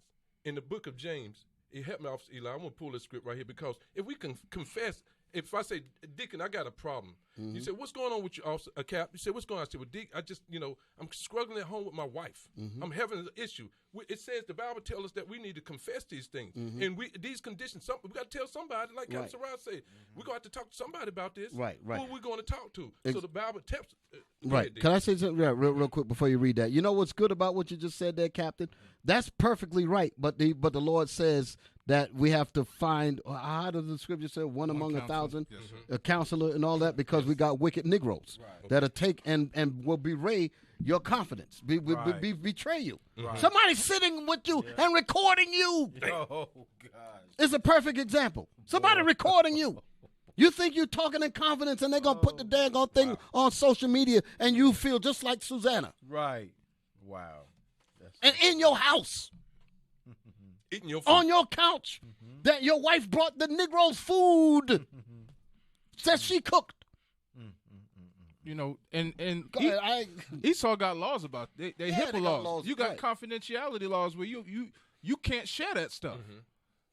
That's why the Most High, Esau had to put that in play. You can't share certain things. In order to get people's trust, you gotta be trustworthy. Mm-hmm. But go ahead, Cap. But no, to our point, there's things that we need to confess. We need to be healed. There's some things that we need to talk about. Like you said, we're trying to self-medicate. We're trying to keep it to ourselves. We're trying to be strong in the Lord and the power of his might. Mm-hmm. But we got issues and challenges in our lives. That's the point I was making, Dick. Go ahead. Right. No, you were going to We read didn't something. get the scripture. We'll get the scripture for you. Yeah. Go ahead. I didn't take you away from the point. No, really. no. All right, well, make sure that point work with you now. I want to take you away from it now. You want to set it up again? Make sure the people follow. What was the point you were going to bring up? I was talking about that as a people, we have conditions. There's things that we're dealing with. Mm-hmm. We have to confess. It's not all faults are not sins. Some of them are mental. Right. Exactly. Some of them are things like that we have to confess to one another. No, we're not doctors, but we are able to help bear our brother's burdens. We're able to help encourage him and to help him maybe perhaps get the help that he may need. Right. There might be somebody in the body that could help him. Exactly. So read that, Officer. We're going to the book of James, chapter 5, verse 16. Confess your faults one to another. So there's problems that we have. Who are you going to talk to? You can't go on the couch. She said herself, I need somebody to confess it that looks like me. Mm-hmm. Read on. And pray for one another. That's what we need to do. Read on. That ye may be healed. That's the point. We're trying to be healed. And so confessing is going to bring about healing. That's part of your healing, is to bring out what your conditions are, to be able to talk to somebody. That's all I got. Is that all of it? The effectual, fervent prayer of a righteous man availeth much. And that's heavy what you're saying, Cap. Even in my profession, you come into the office and you say my shoulder hurts. Mm-hmm. Well, you got to tell me, you got to tell what's going on in order for me to know what to do. Mm-hmm. So it's the same thing when you come into the body. Mm-hmm. We know that you have issues. Exactly. That's not even a factor. We all have issues. Right. This is the hospital. Mm-hmm. Yeah. If we were all good, there would be no need for this. Right. But go ahead. No, you hit it on the head. This is the hospital. You said he sent this word to heal him, and we are doctors. We doctors of the law. Exactly. And in order to properly administer the medicine, whatever issue it is, because as Kat was saying, if you don't confess it, like you said, some of that's mental. Right. And that mentalness will turn into sin if it doesn't get confessed. To get the proper ailment needs the proper healing. If it doesn't come out, you can't get diagnosed. Right. And you'll walk around here misdiagnosed, and you'll go years in the truth, and then you end up recording people. Exactly. Because you ain't getting the healing. Exactly. Now, we were mentioning about doctors. I want to just put it all in the proper perspective because this whole field of therapy and things like this here, it's like foreign. It's people don't really gravitate towards it. A part of the video that I was going to show earlier, she was going to talk about how our people go to college and very little of them go into the field of doctoral or psychology. Very few of us go, and it's something like single-digit percentage of our people that graduate in the field of being a therapist and things like this. And people might feel that that's a waste of time. Let me show you something. The body, the Lord calls people from all walks of life to come and build in his vineyard. Some of us have learned electricity, and I'm talking about in the fields in the world. Some of us have learned carpentry. Some of us worked in the banking system. Some of us learned how to, all different. Some of us were cooks. Some of us we come from all fields that are out here, and that should also be included. The point of that, a person is an architect, a person is even lawyers. What are some of the other things that I made? Carpenters, electricians, architects. All of these different brothers and sisters will come into the body and learn how to use those talents in Israel. That's the point. And being a doctor is also can be used in Israel. We got nurses among us. We got doctors among us. We got these people. I went to one of the nurses just last weekend in the body. Okay, so we have that. So that's important. Learn these fields out here and bring them into Israel. And what we're talking about in terms of dealing with the medical or the psychologists and so forth, they're needed in the body as well. Because when you come into the body, you will learn how to use those professions for what the Lord needs you for, and that's the point. Okay, that's the point there. Okay, so let's play this here. I want to play this video, and the reason before we play it, I want to set it up by saying this here. Because of the negative imagery that we've suffered and the way that we see ourselves and the fact that we are not organized as a people, we don't cherish our unity. We don't get together. We're all separated and divided, and people are saying all kinds of evil against us and against the Israelites.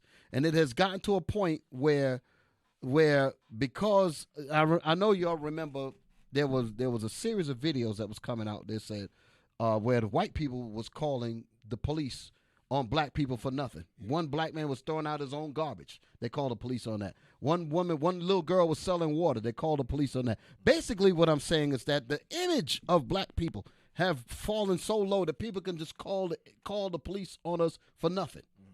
And this is what happens when the image of our people have gone so low that anybody can literally just urinate on us. And that's what's happening to us, including stuff like this here. Play it. Watch this. This was the first time Oksana Barrett and her son Maxim had gone back into her restaurant since the night she said she'd been attacked and left unconscious on the floor. Her business trashed and spray painted with anti-Semitic graffiti. Hold it. So now the term anti-Semitic is all over the place now. And what are they doing? They're trying to attach everything to the Israelites. They're saying, oh, the Israelites are radicalizing people to go and do all kinds of heinous crimes and stuff like that. And that's the narrative that they want to push out here. It has gotten so bad that even stuff like this is happening. Play on. So this woman comes into her wine and dine place and finds it all like ransacked. Some racist people went in there and tore it up. Play on. Business trashed and spray painted with anti-Semitic graffiti. I'm sorry, I was in it. It's okay. I was in it, Pamela. Laws have been changed because of this. Laws have been put into place because of this. Now, all kinds of rules and all kinds of stuff have went out as a result of these kinds of situations. Continue. She had been alone in the restaurant when an intruder came in, grabbed her by the neck from behind, and caused her to faint. Public sympathy was swift. People made online donations. Days later, Winnipeg police accused the supposed victims of staging the hate crime. I am hugely disappointed and frankly angry that this family has used hate and racism in such a disingenuous way.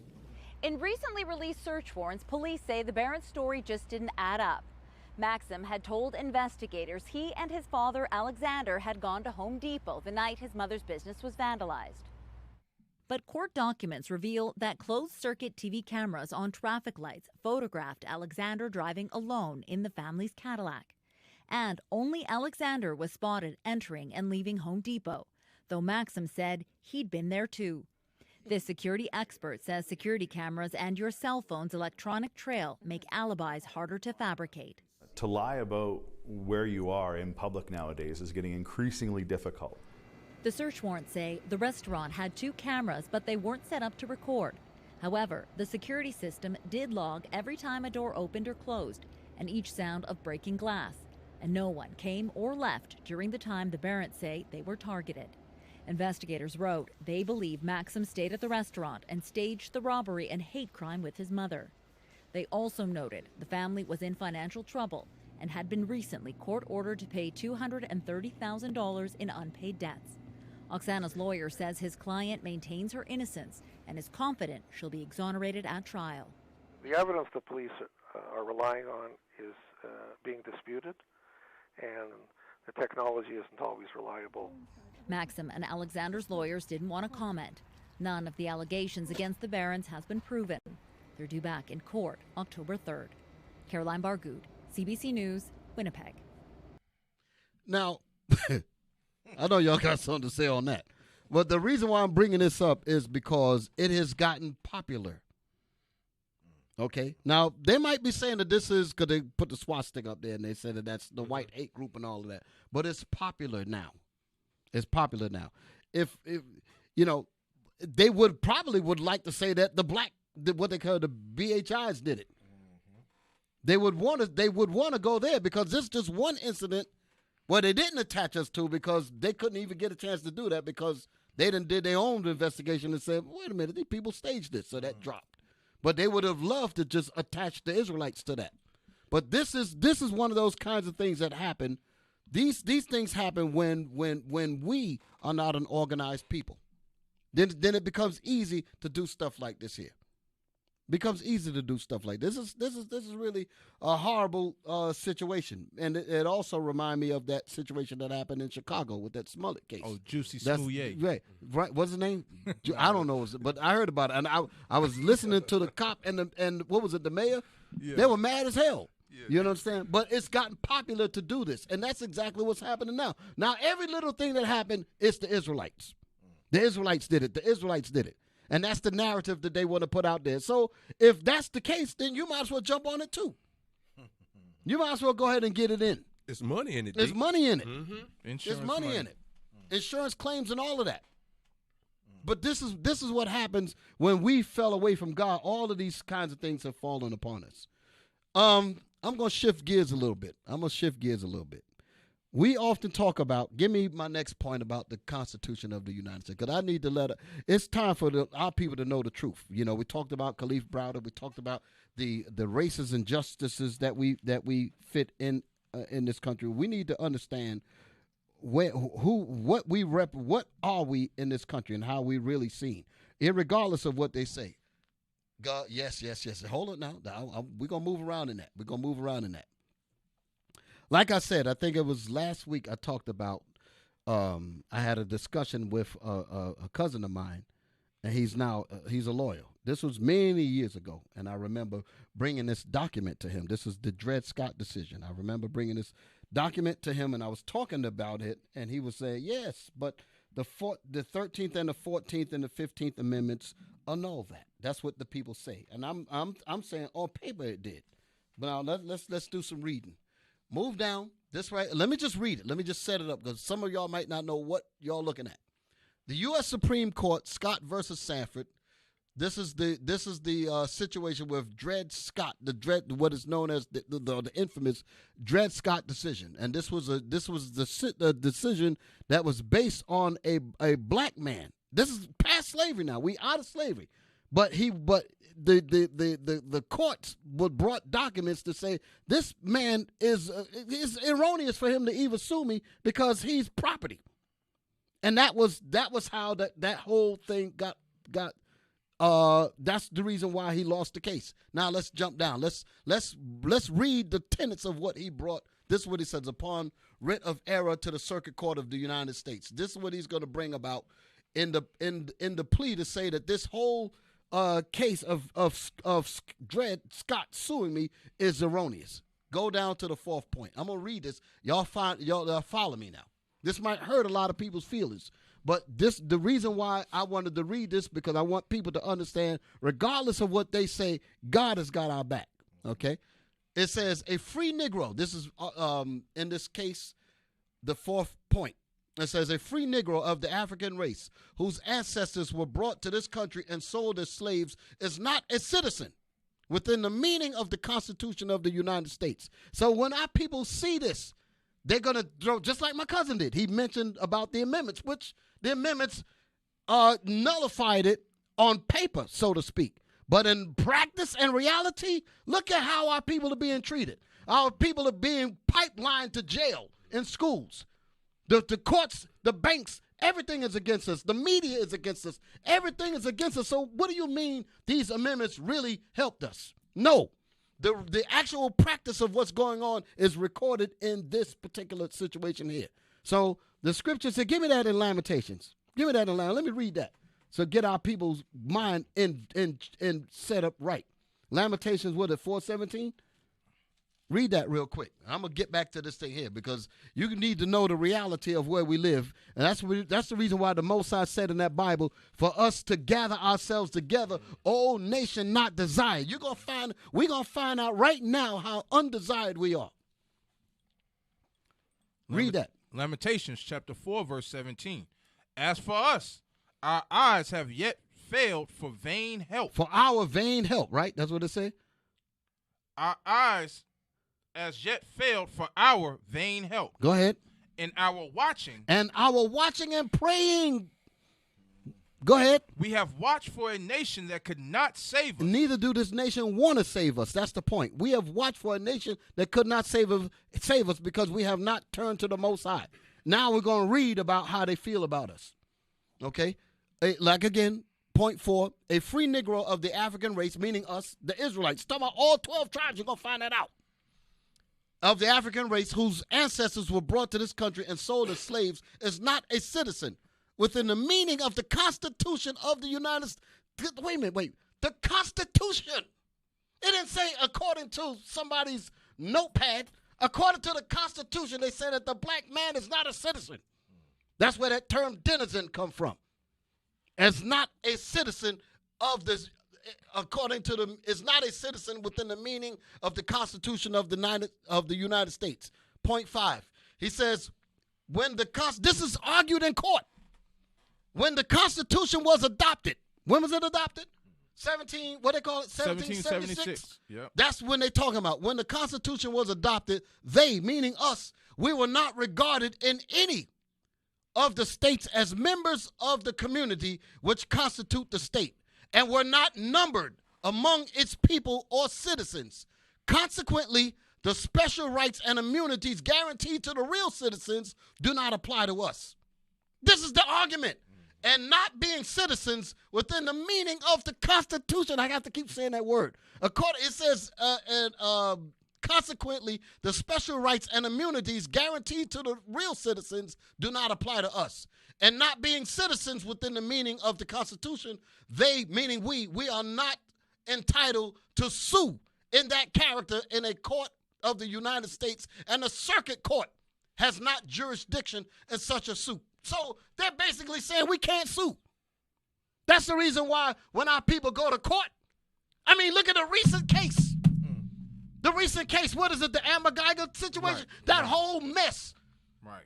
That's the reason why. Eleanor Bumpers in New York, people smoked to death, killed. They ain't get nothing because they, in practice, they're still following this. Let's read on.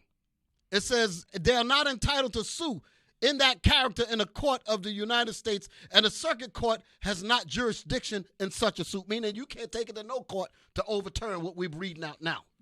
It says the only two clauses in the Constitution which points to this race, meaning us, it says treat them as persons whom it is morally lawful to deal in as articles of property and to hold as slaves. That's what they think about us. And you wonder why all of these evil plots are against us, because they spiritually believe in this. It says, move on up. 7, give me 7. There's more.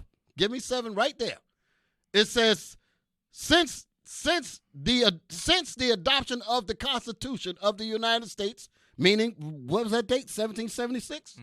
It says, since the adoption of the Constitution of the United States, no state can by any subsequent law, meaning law afterwards, no state by any subsequent law make a foreigner, now he's talking about the other tribes, make a foreigner or any other description of persons, citizens of the United States, nor entitle them to the rights and privileges secured to the citizens by that instrument.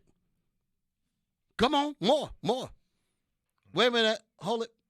A state, right there, number 8, a state by its laws passed since the adoption of the Constitution may put a foreigner or any other description of persons upon a footing with its own citizens as to all the rights and privileges enjoyed by them within its dominions and by its laws, but that will not make him a citizen of the United States, nor entitle him to sue in its courts, nor to any of the privileges and immunities of a citizen in any other state. Meaning, You can they can quote unquote bring you in, what they call it, civil rights. They can call themselves bringing you in, trying to make you trying to make you a citizen, but this Constitution is saying even with that ain't helping you. That's the reason why, even though because it was the civil rights that got behind the push of those other amendments that came in there, 13, 14, 15, and all of that. But in reality, they don't believe in none of that. People talk about freedom of speech. Ice-T made a record years ago. Freedom of speech, but watch what you say. What kind of freedom of speech is that? They give you they call us giving us public access television, which is supposed to be a byproduct of freedom of speech. But if they don't like it, they're shutting it down. And they will manufacture reasons to say, oh, you're hate speech. You're this, you're that. Let me show you the hypocrisy in that. You had the Batman movie. What was that? What would they call it? The Dark Knight? Yes. And you had that white dude that went down there in 2012, blasted everybody, tore people up. In the name of Batman. He was dressed like the Joker. Right. In the name of Batman. So you can't say he wasn't radical. You can't say he wasn't radicalized. He was radicalized like hell. He was the Joker. He went in there and shot people up like crazy. Did they say that Batman radicalized him?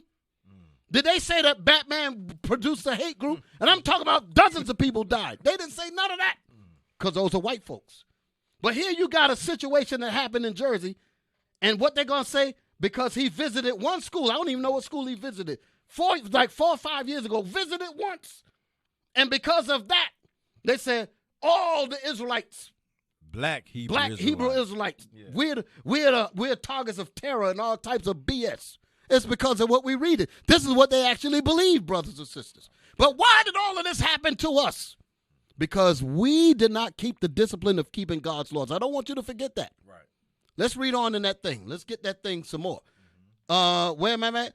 State, right.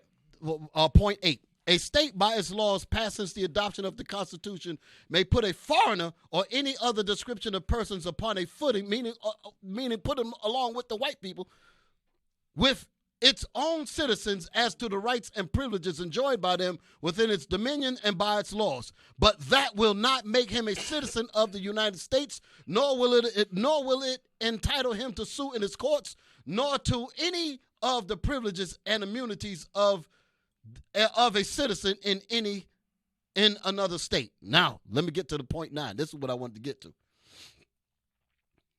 The change in public opinion. That's the civil rights thing. That's these new movements and all of that, trying to make people feel like oh, we're progressive now. We're ready now. We're citizens. The change in public opinion and feeling in relation to the African race, meaning us, the Israelites, which has taken place since the adoption, meaning that has taken place after the adoption of the Constitution.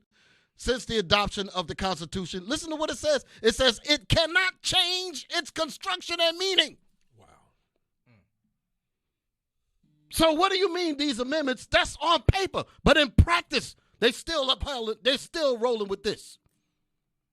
Cannot change its construction and meaning. It must be construed and administered now according to its true meaning when it was formed and adopted. Meaning it's going to be carried on. That's what it means. Okay? So I know that a lot of our American-minded brothers and sisters are all depleted now. Damn, I thought we was. I know we all depleted. We all messed up right now. Because the man just told you. And he's showing you in practice. He's showing you, regardless of what he says in those amendments, it means nothing because the actual practice, you see it. You go to when you move into a neighborhood, the property value goes down. They charging you more. We're feeling it. This is why, because they believe in this. They are united in that. But when are we going to get our business together? Let me get that scripture, man, because I wanted to talk about. You know what? Let me show you how this started because I didn't want to leave this out. Give me the video. Give me the video. The video. Let me see. Nah, we're past that. Not past that. Past that. I'm going to kind of wind it down now. Give me the next one. Nope. One more. That's it right there. Now, If we are definitely citizens of the United States, why did plots like this happen? Claudine, hit it.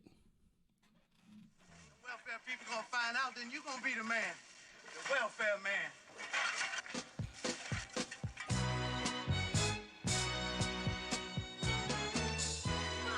She's coming up the stoop, the social worker. Keep away from her. Mr. Welfare.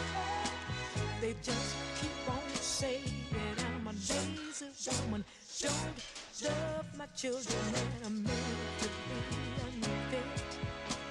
I must divorce him, cut all my ties with the consequences that make me sick. It's a hard sacrifice. And I testify that having me a dirty man. Society gave us no choice. Tried to silence my voice, pushing me on the welfare. It's Miss Payback, Mama. Charlene, don't just stand there. Let her in. I'm trying to prove my equal rights. Hello, Charles. Some mistakes, for goodness sake. Why should he have Hello there. I'm sorry, I didn't get a door. Children, would you cut that music down? Just turn it down. Hello, Mrs. Price. Hi. How you been? Oh, grand. Living like a queen. Mrs. Price, have you been working? No. Because if you have, I really have to know. Otherwise, you get into trouble. No, I ain't been working. Mrs. Price, you know I'm your friend, but you have to be honest with me. I ain't been working.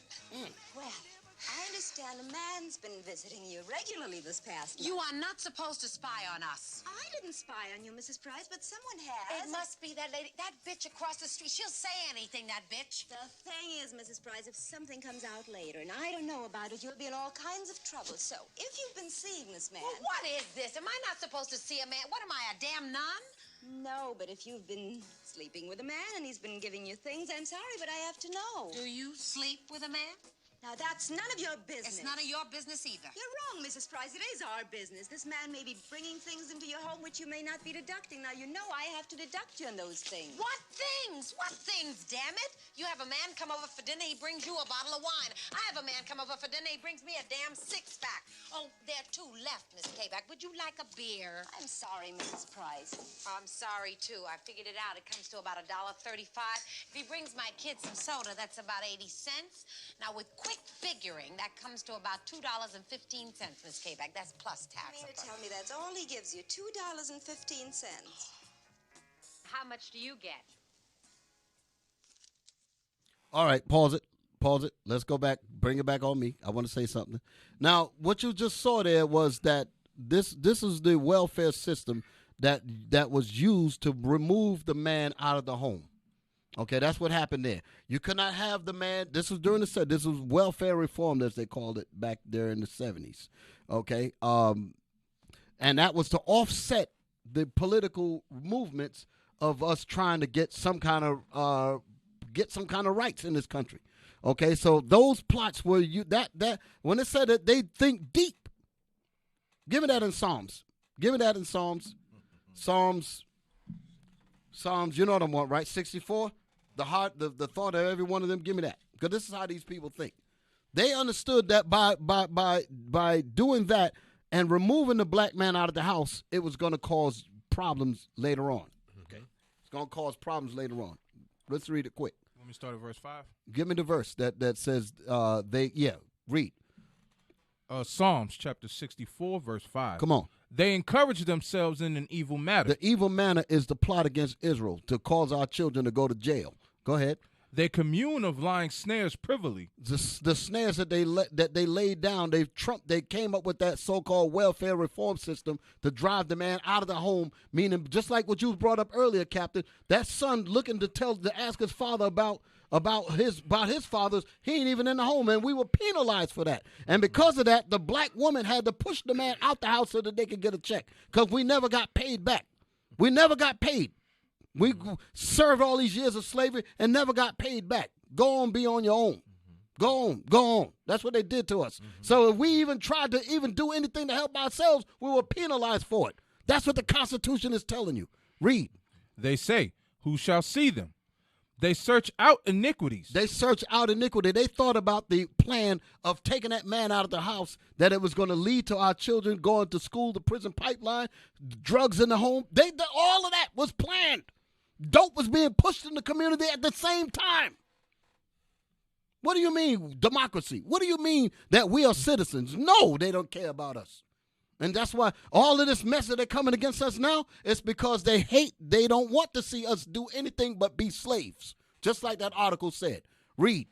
They accomplish a diligent search, both the inward thought of every one of them, and the heart is deep. Deep. They took deep counsel, just like Psalms, the 83rd chapter, talk about. They conspired together in deep counsel to come to plan against the Israelites. Now, okay, that's enough on that. Give me Zephaniah 2:1. I'm going to read that, but I'm going to say this before we go off the air. When we talk about, what was I about to say? Oh, the 13th Amendment. The 13th Amendment was supposed to get it. Can I put it up there real quick? Put the 13th Amendment up there to show you that what we read in the Constitution of what Sanford argued in winning his case against Scott, who was trying to sue him. This is the reason why he lost, because these so-called amendments afterwards didn't change nothing. And next week, and I got the book here on the Constitution. I got it. I got all of them. I got the whole book that got all of the articles. I got it here. But I'm going to talk about this is the 13th Amendment. It says, neither slavery nor involuntary servitude. This was supposed to be an advantage to us. This was supposed to overturn or nullify. So you can understand, this was supposed to nullify what we just read about Dred Scott. They said that neither slavery nor involuntary servitude, except as a punishment for a crime. I want to focus on that. Except for the punishment for a crime whereof the party have been duly convicted. We're convicted in the media. We're convicted before we walk out the house. We're convicted in school. You're a wolf pack. You're ADHD. You're a monster. You need psych meds. You need this. You need that. You're a monster. You're already convicted. And we carry that, and then we just fill that out. They say, oh, he's a criminal anyway. Look at him. And lock him up. And once they lock you up, then slavery is allowed. That's what they're telling you. They say slavery and involuntary servitude is not to be used inside the United States. But if you are a criminal, then you can be a slave. That's when you're known as property of the state. Well, only thing they need to do is create the conditions that makes you fit as a criminal. And once they've done that, now you're property of the state. Now you're a slave. So when they took the man out the house, that was paving the way to make slaves out of your sons. And if our sons are in jail, that means the daughters are growing up. They don't have husbands. They don't have anybody to take care of them. So what they're going to do? They're going to be promiscuous, trying to find love in all the wrong places. A lot of these men ain't equipped as men to be real fathers. So what these girls do, abort the babies. All of that was part of that secret counsel and that planning that we just read about. Give me Zephaniah. Let's roll it up. Zephaniah 2:1. There's an answer for this, brothers and sisters. And we need to make sure, like Bishop brought out, Zana, our brothers and sisters sitting at home that ain't part of the movement, y'all need to get involved and support this truth. Right. Okay? We don't expect you to put yourselves on the front line, because I know a lot of our people got these prestigious jobs and all that. Stay there. Don't put yourself, because then they're going to come after you. But you can support this truth. Because you see, we fighting the real fight. Some of us going to die doing this. But that don't have to be you. You can support this truth from the outside. Okay? Read that thing. Zephaniah chapter 2, verse 1. Gather yourselves together. Yea, gather together, O nation not desired. We are the nation that's not desired. The U.S. Constitution just told you that. We are the nation that is not desired, Israel. How long do we have to be stricken before we realize that? The Lord going to set this place on fire. And he wants to get our minds right so that he can deliver us. Okay? So I'm going to end it there. We're going to continue on. Next week, we won't be here. We won't be here next week. So, I think, we won't be here next week. We'll try to put something in that slot. If we'll try to do something, but I don't want to leave the spot blank. So, my brothers and sisters, I'm going to pass the mic to my brothers, and we're going to close out the show. I hope y'all got a lot out of this program today. But again, this is all the result of us not obeying God's laws. And because of that, all of this terrible stuff happened upon us, just like we read in Daniel's, because he has confirmed his word because we broke his laws. Okay, so keep that in mind. We must return, Israel. Captain. Israel, hey, we hope y'all enjoyed the show. We appreciate y'all tuning in. Listen, if you're in a town anywhere in North Carolina, I don't have a physical address at the moment, but you can go on www.israelunite.org, okay? And look, we have a school in Raleigh, North Carolina. We have a school in Columbia, South Carolina. And we also here located in Concord, North Carolina. So we thank y'all for visiting. Hope y'all dig into the book, the Bible, actually, the book of our fathers. And with that, brothers, I say shalom. Shalom. Brothers and sisters, we say shalom. Happy Sabbath. Happy Sabbath. Shalom.